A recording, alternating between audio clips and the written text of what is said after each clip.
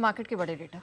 हाँ, मार्केट बड़े डेटा बता देता हूँ आपको। निफ्टी, बैंक निफ्टी जो ऊपर से कितने टॉप से नीचे 10% के आसपास निफ्टी नीचे, 13% के आसपास बैंक निफ्टी नीचे, और स्मॉल कैप इंडेक्स भी 10% के आसपास अभी भी हाई से नीचे है। कल निफ्टी ने पूरे दिन पर 378 पॉइंट की रेंज में ट्रेड किया, लेकिन 6 ही पॉइंट ऊपर बंद हुआ, यानी कि वॉलेटिलिटी 400 पॉइंट के आसपास की रही। और पिछले 5 दिनों से ये देखिए बहुत इंटरेस्टिंग चीज़ें यहाँ। निफ्टी 23,250 23,425 रेंज में आते ही सपोर्ट ले लेता है, इसके नीचे जाता नहीं है।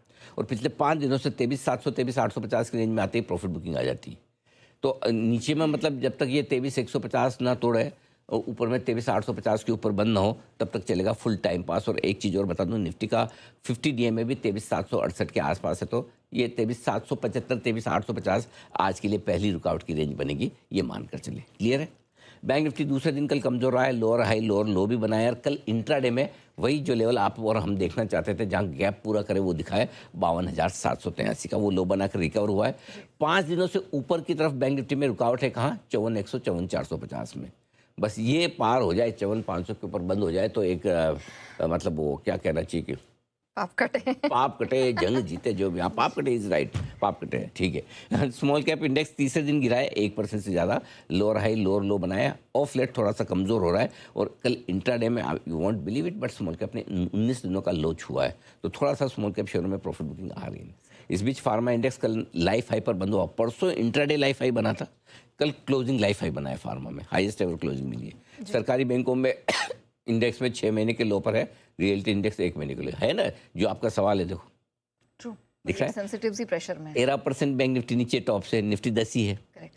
रेट सेंसिटिव्स गिर रहे हैं, सरकारी बैंक गिर रहे हैं। विक्स लगातार दूसरे दिन 4.5% बढ़कर 1963 पर बंद हुआ है।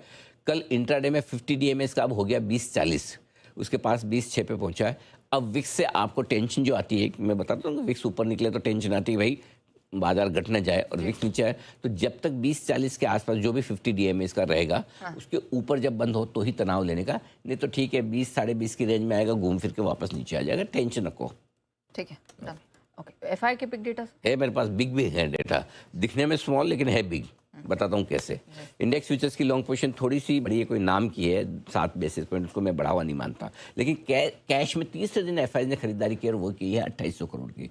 ठीक है, 17 अप्रैल के बाद, 17 अप्रैल 17 मई, एक महीने बाद पहली बार लगातार 3 दिन एफआई, पहले 15 से 17 अप्रैल की थी, अब 3 दिन लगातार कैश में खरीदारी हुई। Well done boys. ओके, और एफआई की तीसरे दिन कैश इंडेक्स स्टॉक फ्यूचर्स में भी नेट खरीदारी 3200 करोड़ की आई है, विच इज गुड। घरेलू फंड ने एक दिन बेचा, कल वापस खरीद लिया, और खरीदा भी अच्छा है 2600-2700 करोड़ का, तो बढ़िया खरीदारी उनकी भी है। नो डाउट एक जेएसडब्ल्यू स्टील की ब्लॉक डील भी थी, लेकिन उसके बावजूद खरीदारी का आंकड़ा अच्छा है। और 4 मई के बाद पहली बार ऐसा हुआ है, यानी कि कह सकते हैं मोटा मोटी इस महीने दूसरी बार कि एफआईज और घरेलू फंड दोनों ने एक साथ अपने विचार और मतभेद को दूर करके, वैचारिक मतभेदों को दूर करके एक साथ आकर खरीदारी की है, विच इज गुड। ठीक है, ग्लोबल मार्केट के बड़े डेटा सर। और कल एक्चुअली कल जो रिकवरी आई, इस रिकवरी में योगदान भी इसी डेटा का सबसे ज़्यादा है, क्योंकि सुबह देखिए, सुबह तो आपके पास गिरने के 50 कारण थे जी।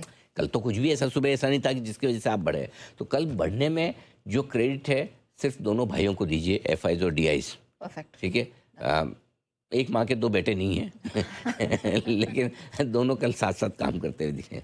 ग्लोबल डेटा में देखिए, डाउ 160 पॉइंट ऊपर बंद होते दिखे, लाइफ हाई से अभी भी 800 पॉइंट दूर है। नेस्डेक ने 134 अंकों की गिरावट दिखाई, हम बंद हुए तब 200 पॉइंट नीचे डाउ फ्यूचर्स, नेस्डेक फ्यूचर्स से डाउ फ्यूचर्स फ्लैट थे। उसके हिसाब से जो 3:30 बजे का जो लेवल था, उससे दोनों ही नेस्डेक और डाउ ने बेहतर प्रदर्शन किया है, लेकिन खराब प्रदर्शन का सिलसिला जारी है। लगातार 5वें दिन लाइफ लो पर है। भगवान, अब थोड़ा तो ऑनेस्टली बताऊँ ना, अब तो मुझे बोलने में थोड़ी शर्म आती है, लो फील करता हूँ, रुपये से ज़्यादा तो लो में फील करता हूँ। ये गिरे ही जा रहा है यार, अपने ही रुपया है, किसी और का थोड़ी, बट क्या है, कभी कभी होता है कि आपका काम है खबरें बताना पड़ना, बता रहे हैं।